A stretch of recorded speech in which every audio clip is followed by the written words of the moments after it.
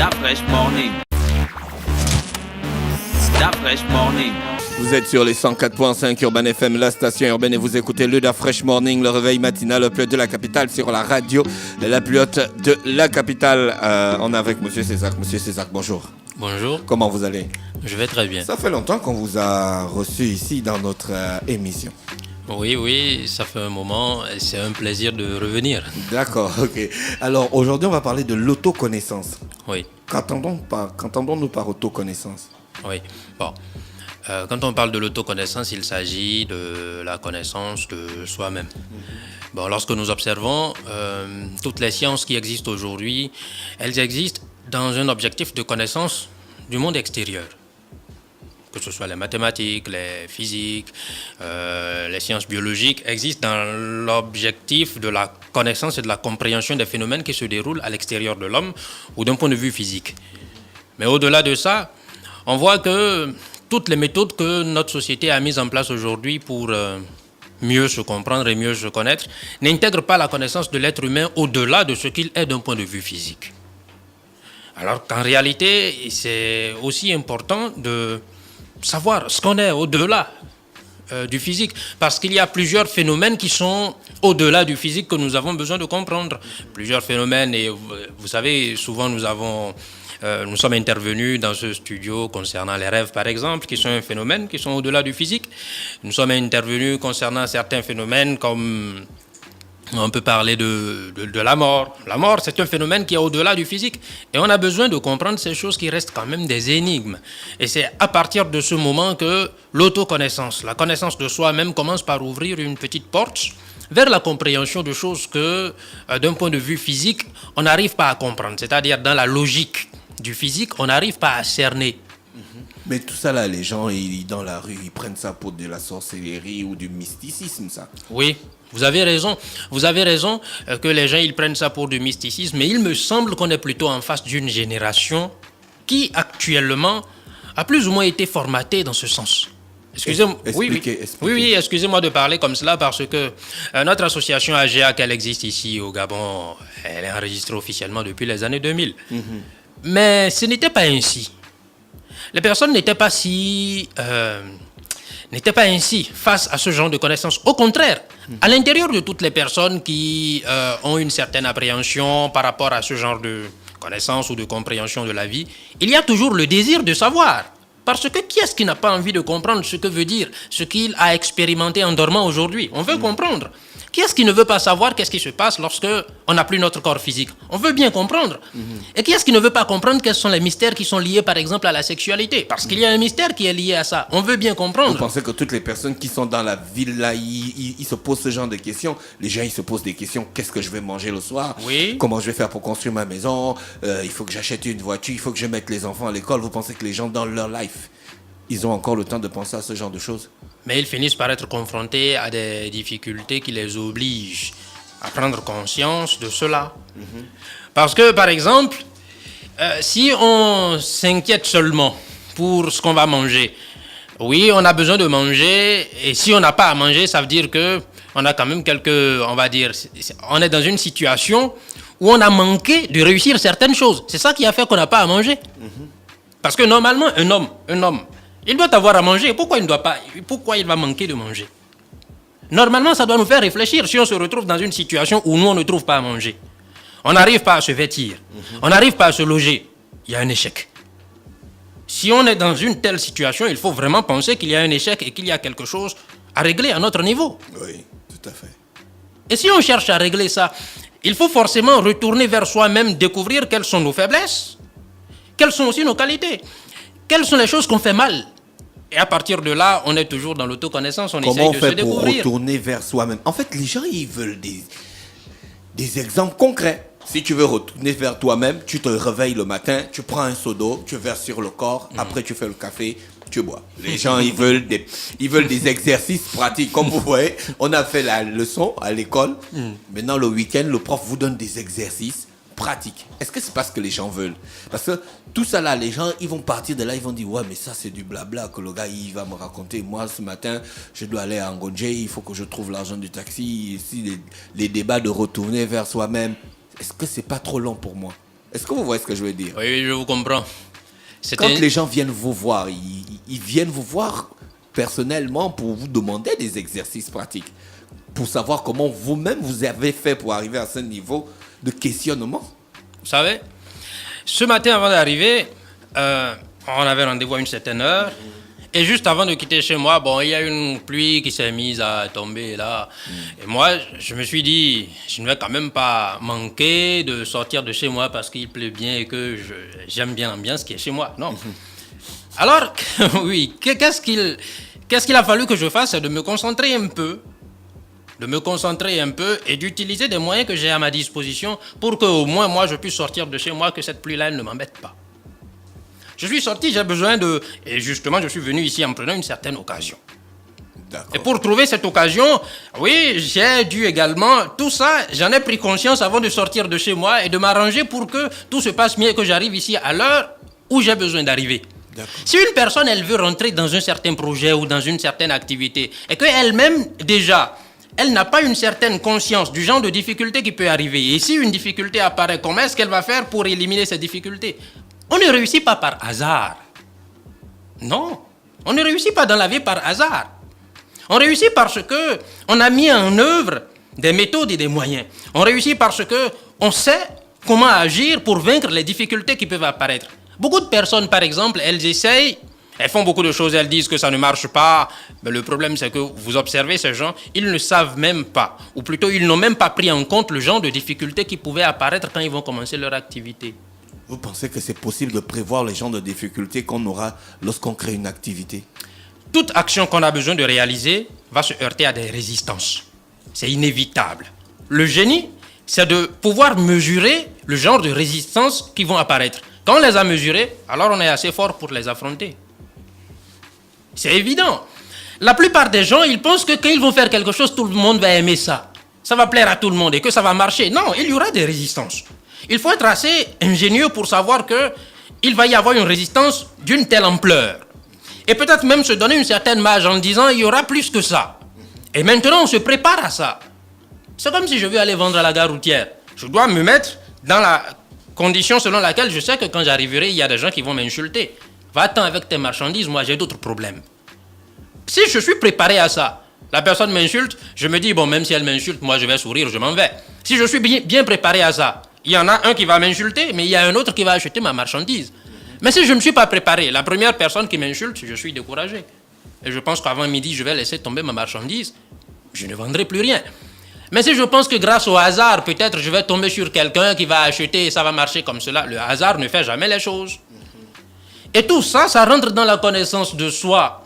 Si je sais le genre de personne que je suis, quelles sont mes faiblesses, quelles sont mes forces, je sais alors par où agir pour que ma vie, elle soit au moins d'une façon un peu acceptable, parce que franchement, cet échec dont on a parlé, ne pas avoir de quoi manger, ne pas avoir de quoi s'habiller, ne pas savoir comment se loger, franchement, c'est un échec qu'il ne faut pas se permettre de vivre. Qu'est-ce qui peut justifier le fait que les gens soient de plus en plus faibles? Oui, il y a beaucoup que de choses. les gens ne s'intéressent pas à leur autoconnaissance. Oui, il y a beaucoup de choses. Le problème, c'est que on est aujourd'hui omnibulé. On est très, très intéressé seulement par les choses qu'on voit d'un point de vue physique et qui sont extérieures.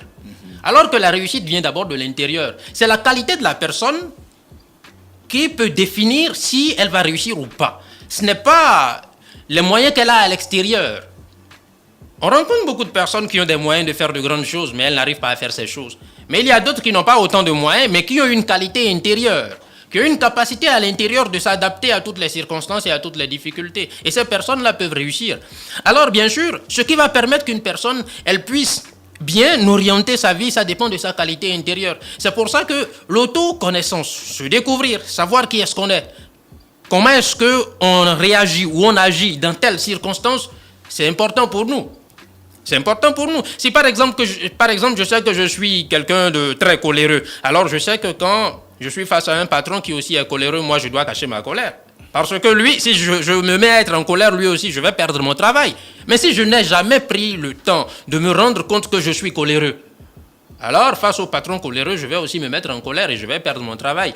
Après, je vais blâmer le patron, mais non. C'est lui qui a son travail, c'est lui qui me le donne. Si je veux rester à côté de lui, je fais attention. Le temps que je suis là, quand je serai fort, je m'en irai.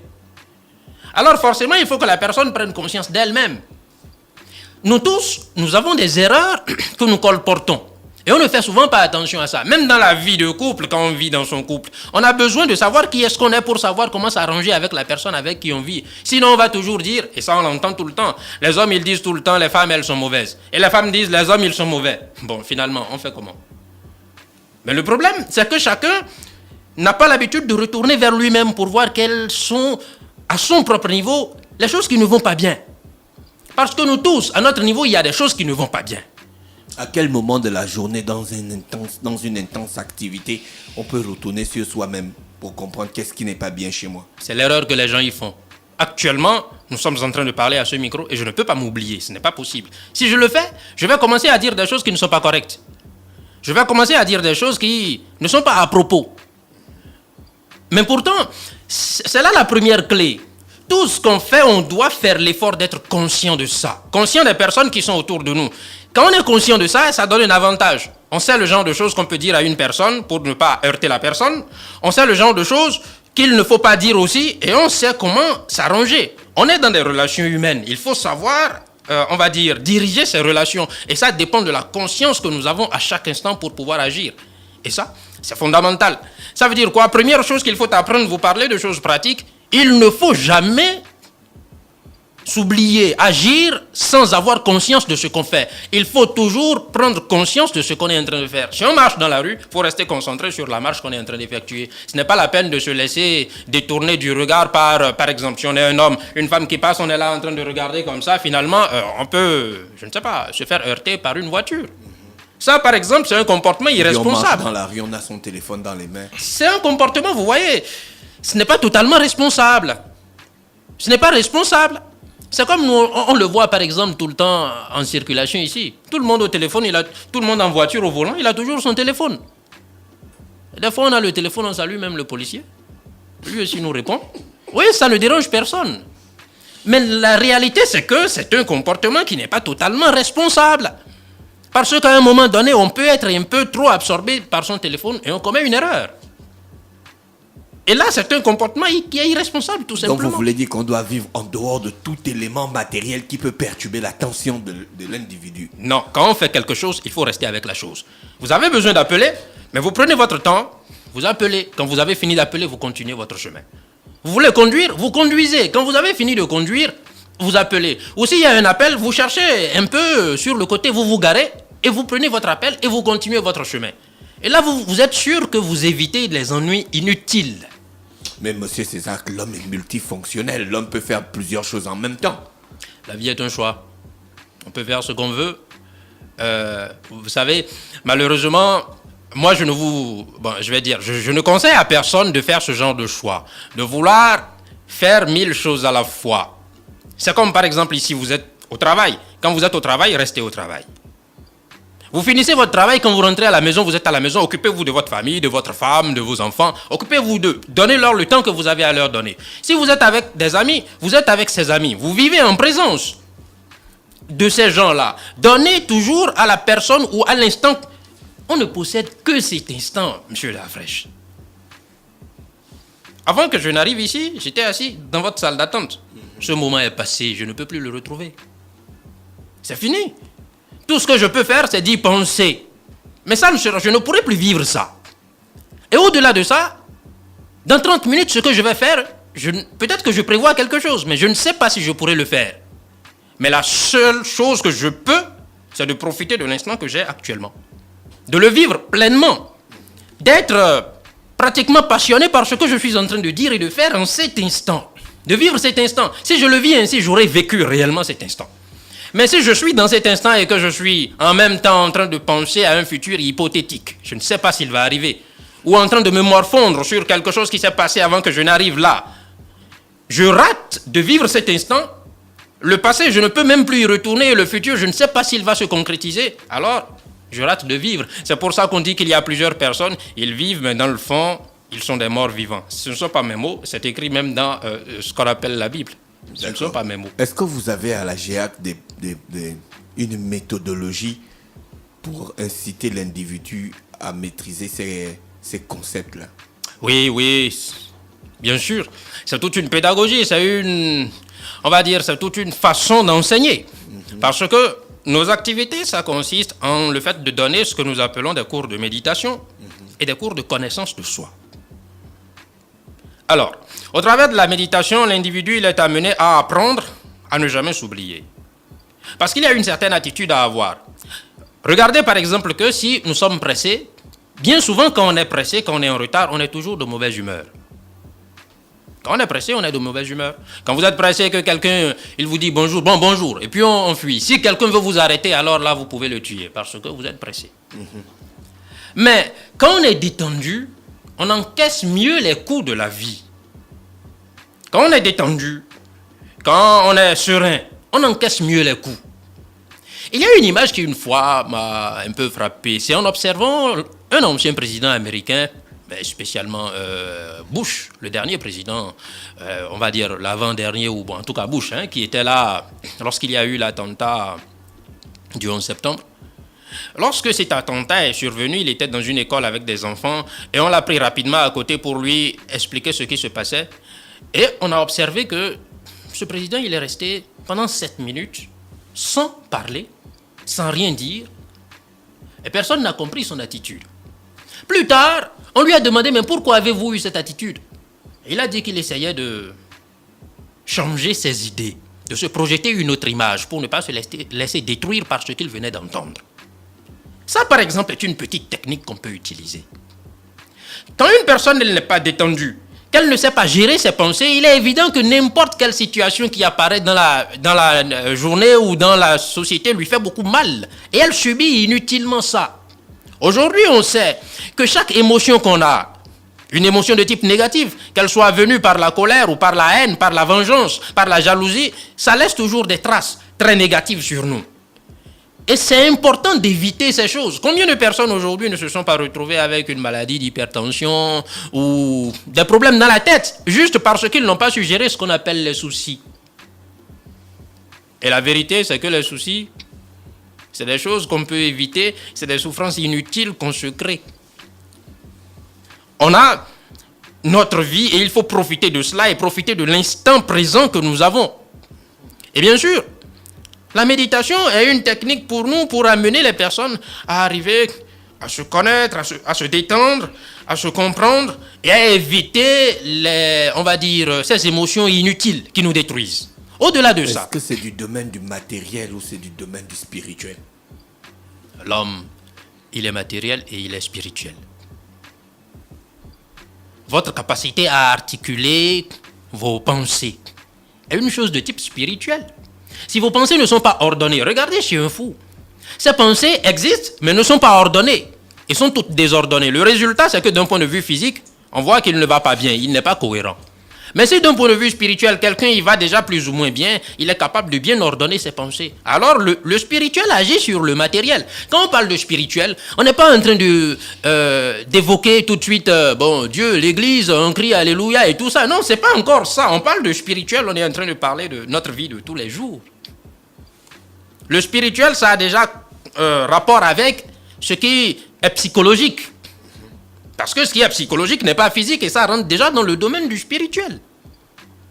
Nous savons que c'est selon notre force mentale que nous pouvons agir ou selon la volonté qu'on a à l'intérieur qu'on peut conduire un projet correctement, par exemple. Et si une personne n'a pas réglé ses difficultés d'un point de vue psychologique ou d'un point de vue spirituel, il va y avoir forcément dans sa vie des échecs d'un point de vue physique. Monsieur César, vous faites des séminaires de formation? Oui. Quand? Nous faisons un séminaire de formation.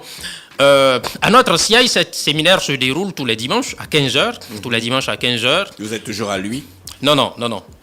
Nous sommes au Haut de Guégué, derrière la mairie. Derrière la mairie du Haut de Guégué. Oui. C'est très facilement trouvable. Et là, on est en train de préparer, actuellement, un autre grand séminaire que nous allons faire à la Chambre de commerce. Ça sera au mois de décembre. Oui. Au mois de décembre. Et là, nous allons parler, par exemple, c'est sûr, on y reviendra, mais on va parler, par exemple, de choses qui sont liées à l'astrologie. On a souvent entendu parler de l'astrologie, des signes du zodiaque. Comme l'horoscope qu'on fait tous les matins. Voilà. qu'est-ce que c'est que ça? Comment ça se fait?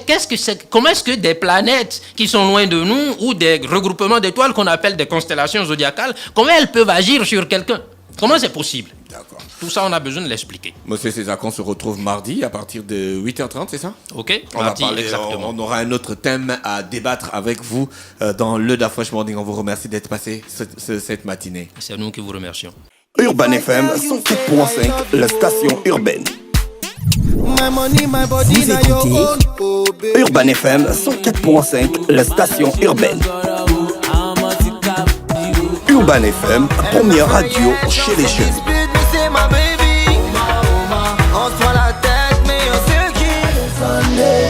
Urban FM, la radio des musiques urbaines. Urban FM 104.5, la station urbaine. Da Fresh Morning.